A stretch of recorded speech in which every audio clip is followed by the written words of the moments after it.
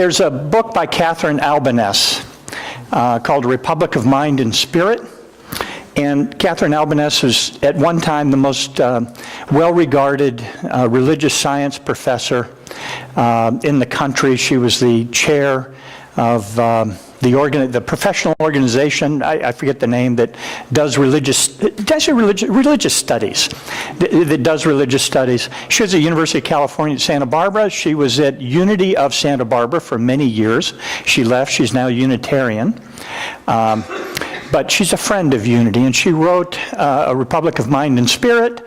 And in the opening page, 3 or 4 pages of her book, she makes the case that if you really want to understand religion in the United States, you look at the denominations. The denominations are where religion is at.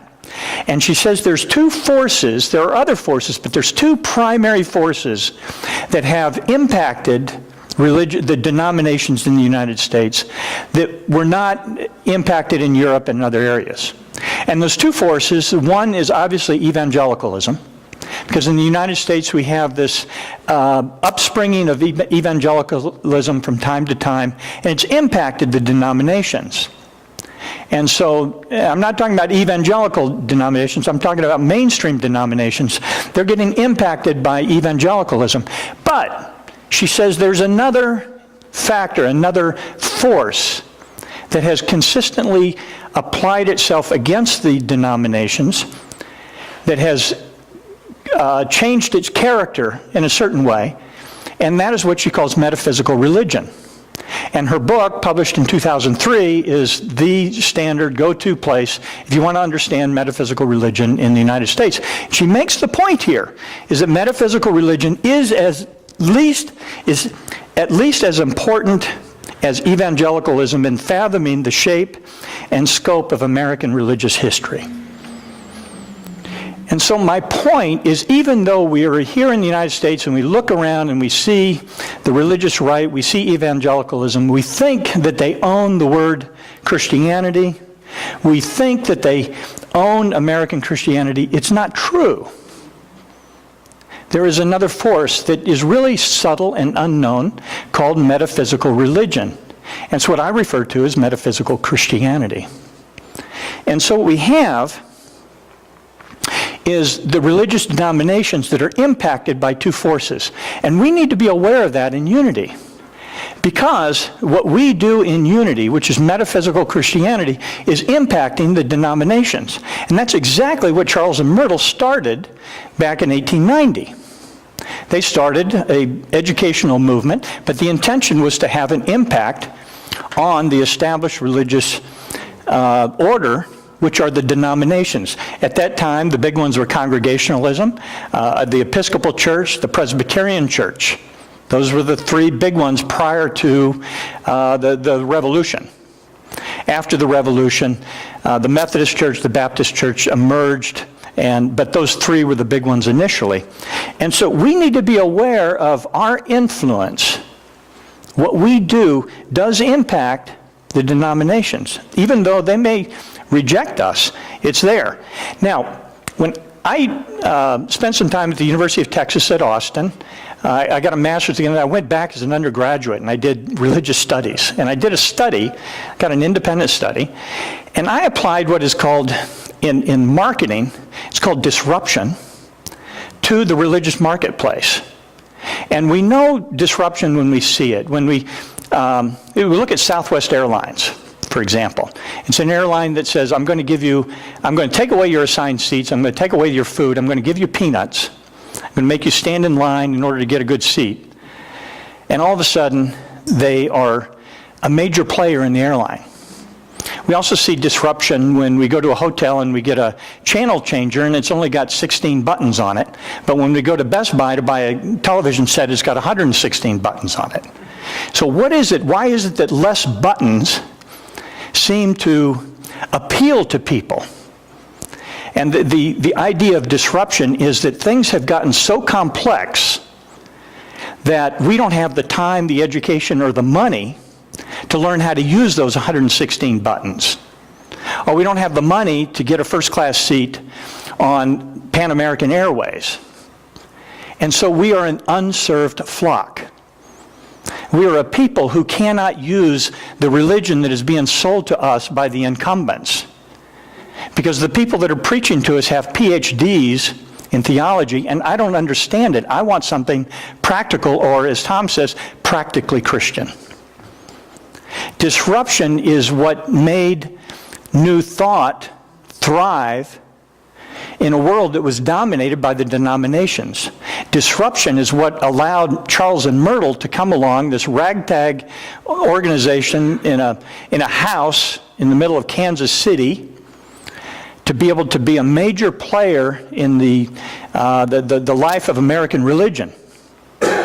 They offered something that wasn't available. And this is, for those of you who know what I'm talking about in disruption, those that have done marketing know that what happens is when complexity keeps getting added into the religion, when the message keeps getting more and more complex, sooner or later, ordinary folk turn out or turn away. What they want is to be healed. What they want is to be prosperous. What they want is to be loved. They don't want to know the complex theology of the incarnation. They want a simple message. And we have in the United States, what I did is I applied this to what are called the Great Awakenings. And we've had these 3, maybe 4 Great Awakenings in the history of the United States, and no one can really explain why all of a sudden the country all of a sudden gets religion. And there's a lot of theories. My theory is what happens is the complexity of religion grows and grows and grows to the point where people that move out into the frontier era, or frontier area, like Charles did, can't get any religious benefit from the Eastern Seaboard theology that's being taught. It's too complex. What they need is something simpler. And the Methodists perfected that. They took farmers, they put them on horses, and they said, go ride this circle, give the same sermon time and time again to every one of the camp meetings, which is what they did. And it was a simplified message. It was a simplified model. It was less. It was like getting peanuts instead of steak and eggs. But it worked because it met the religious needs of the people. Along comes Charles and Myrtle, and what do they have? They have a very simple magazine that healed people, that provided religious benefits. And so the secret of New Thought, the secret of unity, is we provide less. We provide a simpler model. Uh-oh. Okay, close. And so I have this thesis that there's 5 things that start a religious movement. What I want to do is just touch on the first 3. And the very first one of that is that there is an unserved flock. And today, I started off this morning saying there's an unserved, there are people who just can't fathom church any longer. They don't have the time because they're too busy. They don't have the money because they're too poor. Or they don't have the education to understand what the preacher's talking about. They don't have a clue. All right, so there's this unserved flock. They are social, which means they can communicate with one another. They have identifiable religious needs.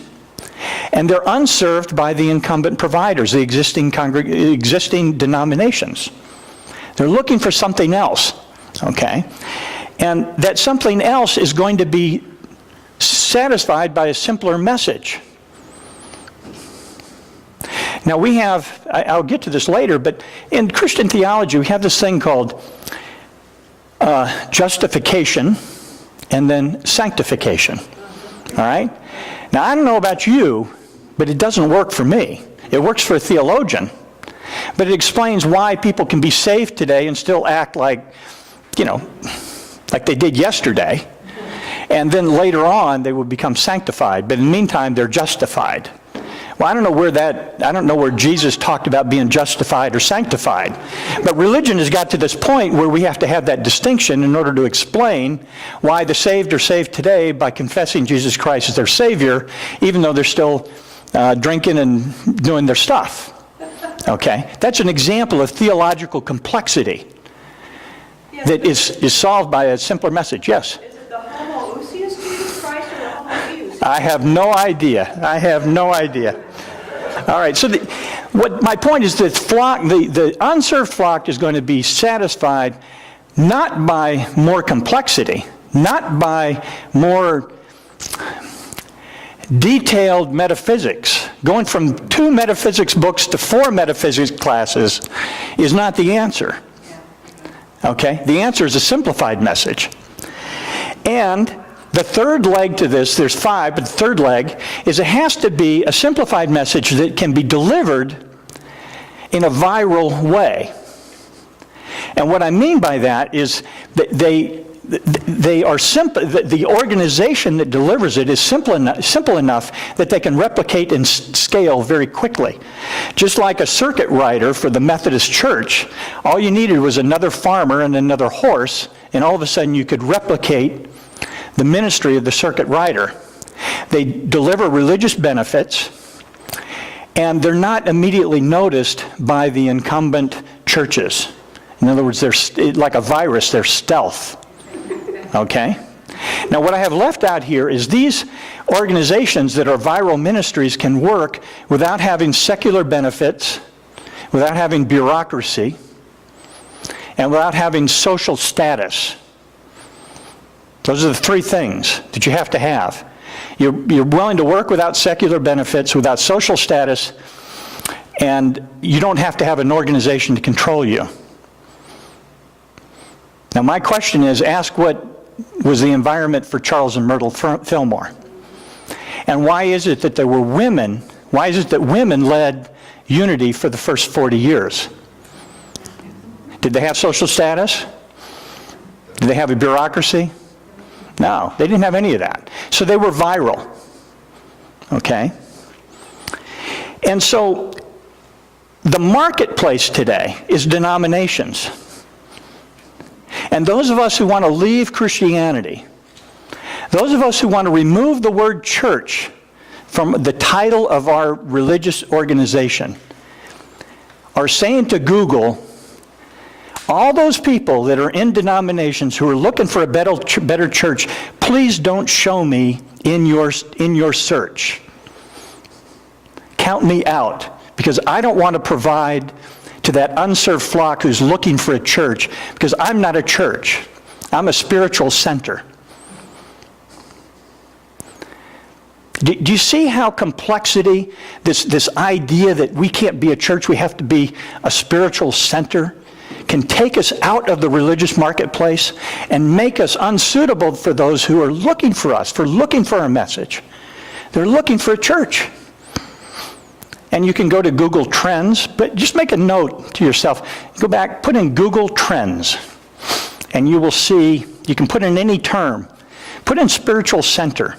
See what the trend has been over the past 10 years. Put in church. See what the trend has been over the last 10 years. Okay? So denominations are the marketplace. They are where we compete. Okay? And those 2 forces, I believe, metaphysical and evangelical, are 2 ends of a common continuum. And what I like to tell people when they ask what is unity, I say it's metaphysical Christianity. And they say, what is that? And what I say is, well, Christianity, the 2 ends of a continuum are evangelical Christianity. Everybody knows what that is. And on the other end is metaphysical Christianity. So immediately what I've done is I've put unity in a position in the person's mind that A, we're a church, B, we're not evangelical, and third, we're on the other end of evangelicalism. And they say, well, tell me more about it. Because these are people that have been burnt by evangelicalism. If somebody's happy with evangelicalism, they're never coming to unity. Okay? But my point is those who have been burnt by evangelicalism haven't left Christianity. What they've done is they've left evangelicalism. And by defining ourselves on the other end of a continuum, with evangelicalism on one end and metaphysical Christianity on the other end, we have defined ourselves in the place of every prospect who walks into the church. Unless we have this cockamamie idea that we're not Christian. We're too good. We're spiritual. We're not religious. We're not a church. We're a center for spiritual this or that. And you have to ask yourself, people are looking for a church, they're looking for Christianity, they're looking for a better way. Do they really want to give their time and money to an organization that distances itself from the church, distances itself from Christianity? And there are people like that, I agree. It's roughly 15% of the population. But if you want the 60% of the population that are churched and are looking for a better way, we will define ourselves as Christian. So, we talked about sin and redemption, and in the last talk, I gave this a little bit of a repeat. In evangelical Christianity, the meta-narrative, there is a meta-narrative. It's pounded in from day. I spent 3 years in an Episcopalian course for lay people, and we learned that the meta-narrative for Christianity is creation, sin, judgment, and redemption. If you ask someone to give their testimony, they will say, I was created by God and I blew it, I sinned, and I was judged and I felt guilty, but Jesus saved me. Creation, sin, judgment, redemption. That is the meta-narrative. It frames every biblical story, it frames every testimony, it frames the whole view of Christianity for an evangelical. There's a better meta-narrative. And the better meta-narrative is what I'm about to explain. But the point is, it's a simpler model. It's a simpler message. It's a message that reaches people who cannot fathom creation, sin, judgment, redemption any longer. And that model, that meta-narrative, is I am one with the Father. My mind and the mind of God are one. I am an expression of Jesus. And I do what Jesus taught us to do. And that's mind, idea, and expression. All of us who have been through metaphysics know what I'm talking about. That is the meta-narrative of metaphysical Christianity. Mind, idea, and expression, not creation, sin, judgment, and redemption. So we can compete in the religious marketplace, and we can appeal to people who are fed up with blood atonement theology with a new meta-narrative.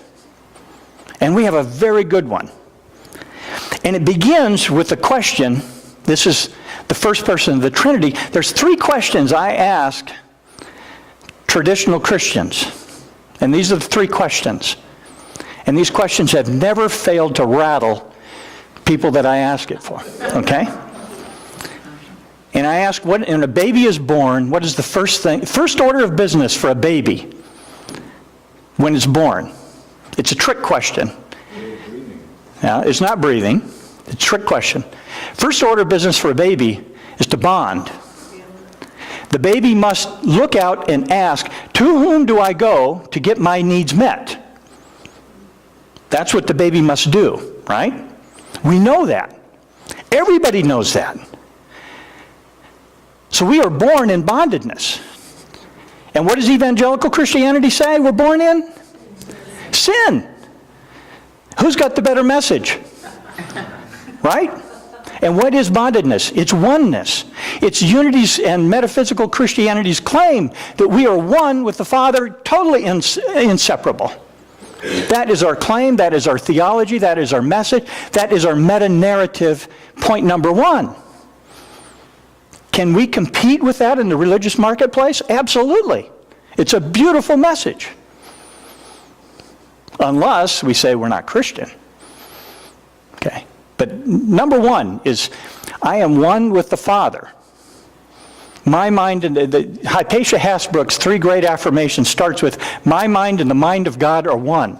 My thinking process is not private. My thoughts are one with the thoughts of God. My thinking is important because God is looking in and participating in my thinking and sending divine ideas into my mind, into my consciousness. I am like a baby that has bonded, as opposed to a baby who has not bonded, and the baby who has not bonded finds that life is continually a struggle.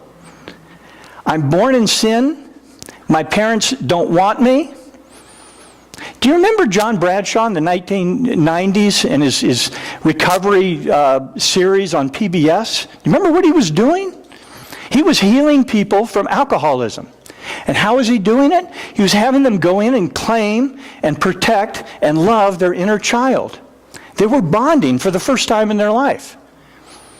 And they were being cured of addictions as a result of it. So in unity, if we don't bond, if we don't have a sense of oneness with God, we don't pass go, we don't collect $200, and we certainly don't teach prosperity classes. What we teach is bondedness. Bondedness is the fundamental requirement of growing in metaphysical Christianity. So I ask the evangelical, are we born in bondedness or are we born in sin? And every time they look at, they say, it works, because it's a better meta-narrative. And it's a metaphysical Christian meta-narrative. If we're not afraid to declare it. The second question I ask is, what did Jesus tell us to do? Did he ask us to worship him? No. Everybody knows that. What Jesus asked us to do is to follow him. And what does that mean? You know, what did Jesus do? He healed. Right? I mean, primarily, if you ask what he did, he went around healing. Okay? That's what we do. It's a great message. And we need to ask evangelicals, why do you worship Jesus and not follow Jesus? Because the people I know in unity follow Jesus. Our excess food just went over to silent unity. Okay? How many denominations have a prayer team, a treasure as rich as silent unity? Not many. Every evangelical in the country should know that we follow Jesus. That is our standard. I did a blog a couple weeks ago about why does God allow evil and suffering, and it was quite popular. But the point was that in unity, we don't cease problems by the activity of our thinking. What we do is we transform problems into the greater good. Because the claim in unity is there is nothing that cannot be healed. The claim in metaphysical Christianity is there is nothing that we cannot make better by the activity of our relationship with God. So we are able to transform, we're able to heal like Jesus healed. Has nothing to do with worshiping Jesus. That doesn't do anybody any good any time. We've got a better meta-narrative. That if you're going to join the Unity Church, you're going to be a healer. That's your calling. It's what we do. And the third thing I ask is, they always say, well, I believe this. And I say, I don't care. Is it about confession? Or is it about transformation? What is it that gets you justified and sanctified? And to an evangelical, I get justified by confessing. But how do I get sanctified? There's no good answer for that.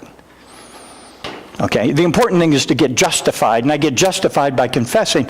Now, confession goes back to the early years of Christianity when you confessed, because that would make you open to become a martyr. You would confess to being Christian as opposed to not being an emperor worshiper.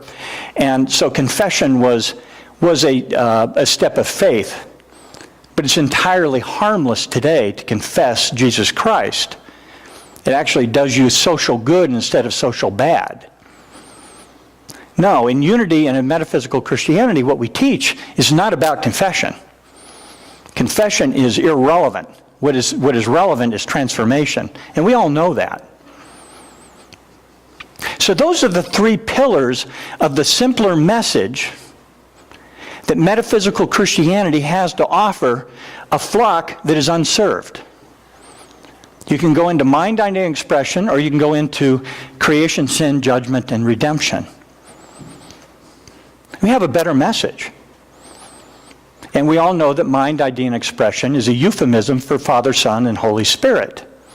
And we can draw into there all sorts of connections. When Eric Butterworth talked about flow, I mean, that was his big word. He was talking about the divine ideas that flow into our mind, our rich consciousness of creativity, of God flowing through us with divine ideas to allow us to express at higher levels. He's talking about the Christ nature that's active in us. He's talking about the second person of the Trinity that is active within us. That's flow. So we have, my point is we can take almost everything in life, from the baby that is bonded to the toddler that is learning to ride a bicycle. Okay, that's flow. To that toddler becoming a fully functional adult in command of his or her faculties, expressing fully their true divine image and nature of God. Mind, idea, and expression is a formula. It's a meta-narrative for life that it will appeal to anyone because it's universal.